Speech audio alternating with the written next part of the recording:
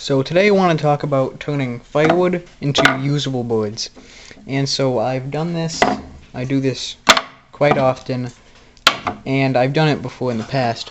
And I want to talk about it here today because it's really not that difficult to do. A board like this might take me about an hour to do. Both of these two boards here took me about an hour, which isn't bad at all. And it's a nice straight, flat board just like you'd buy anywhere else. Obviously there's a difference in thickness, but that comes from the firewood itself. So this is done by hand planes. And so the first thing you'll need to do is get a piece of firewood. Now this firewood was just split, as we just had it, we split it. We didn't use a chainsaw mill or a sawmill, nothing like that. We just split the wood. And so then, now I hadn't done this one because there's all holes in it, as you can see. So I'm not going to turn this one in. This is just a Beedu thing that I'm using to, bang on top of and test holes. But, what you do first is you look down the piece, right, and you'd see that side's pretty straight. And then you could look at this side and say, that side is pretty straight. And so if you put it down on your table, you see it moves quite a bit here, barely moves here, see not too much movement here. You'd start planing this side, because if you started on this side trying to plane that, it's going to be doing like that. So you'd do this, and it doesn't move too much, and so you'd start planing this, and you'll just plane this flat as fast as you can. So I use a scrub plane, which can take off a whole lot of material really quickly. I just have some cheap knockoff plane. You can look at my latest video, and you can see the scrub plane I'm talking about. It takes off nice thick shavings, and so that's what I would advise you to use here. It makes everything go a lot faster. So with here, I'd start here because I can see that this is a high point. So here, this is all a high point, and then this here on this side is a high point. So I take that down, and you just want to get the top of it flat as fast as you can. You just need it flat, and so get this side flat. What I'll then do is flip that over. It'd be flat side down, and I'd flatten the other side of it. So here I'd have to flatten this and this, but otherwise that's pretty flat. And now you have a piece with two flat sides and two rough edges. Now this has one clean edge, but that's to explain something here. So you have it with two clean edges. So now what I'll do is I'll take that scrub plane back out, and I'll scrub along the edge of the board.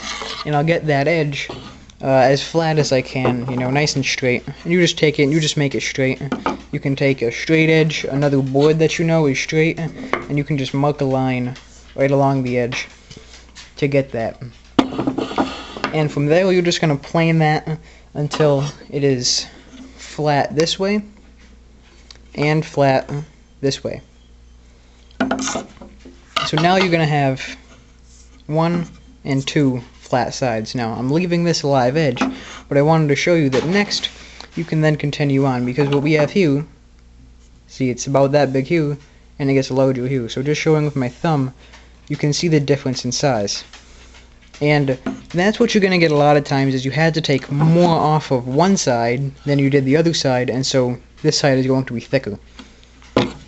And so what you'll do then is you'll take a marking gauge, and what you'll do is you set that marking gauge to the smallest size on the board. You'll take that over here.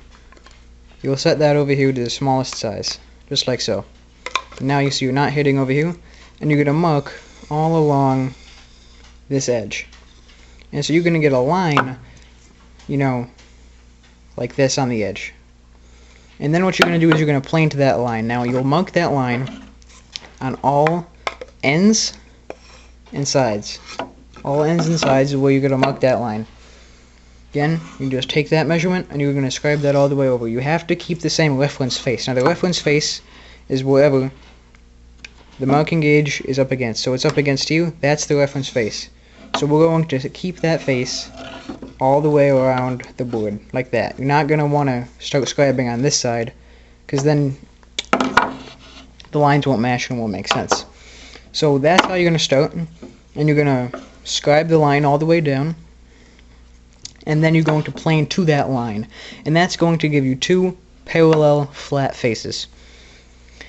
And then at that point you'll basically have a board. Then what you can do is, because you have a straight side, and they're both flat and parallel, now you have a pretty usable board. Now to get the other side parallel to this edge. Alright, so this edge here, again, I've planed flat with my scrub plane, and next what I would do is I would come over on this side, and I would measure over here, and I want to see, so that's about 2 inches. From this side to up here is about 2 inches. So what I'd do is I'd then mark 2 inches on this side, and then I would scribe that line as so, and then I would plane or cut, however you'd like to do it, to that line, and then you'll have 2 parallel edges, which is important because you don't want one edge to be straight and then the other edge to come in like this. You want them to be nice and parallel. So that's how you're going to do that. You're going to measure up the smallest distance and then bring that over. And then you're going to have a nice straight board. Now because you know they're parallel, you know that you can take a square and get a nice square edge along there, and then you can clean off the ends just like that. Now here I'm leaving it live edge because this is the side with the buck on it. It has this nice shape, and I've used that live edge before in a couple projects, so I'm going to leave it on. If I end up not needing that, I'll just plane that down square. But otherwise, that's how you can get firewood looking into nice usable boards. Now the process here is the same for basically any board, but it might get more difficult. Now I'm going to come over here and I'm going to grab another board to show you, and I'm going to tell you how I would go about planing that board. So give me 1 second. I'm going to come over here. Now this is a board that I started planing but never finished because I don't think I had my scrub plane set up yet. So I just started with this one and then never finished it. But you can see this is a live edge on both sides, buck on both sides. You can see in the end it has this very distinct wedge shape. It's not very straight. That side looks half decent, but it's really not very straight. And so this board, because of that, it's a little bit hard to plane. So now I might start on this side. Still wobbles. But otherwise I just have to do the same thing. Just get one side flat. It doesn't even matter if it's wedged. You just want it flat. Because then, when you come back around and you scribe the edge, then you'll have you'll be able to do that much better, because one side will be flat. You'll be able to plane the other side much easier and much faster. Now in the case of this, if you wanted to keep the live edge on both sides, you didn't want to clean it off to give you a side to mark on, how would you clean that up?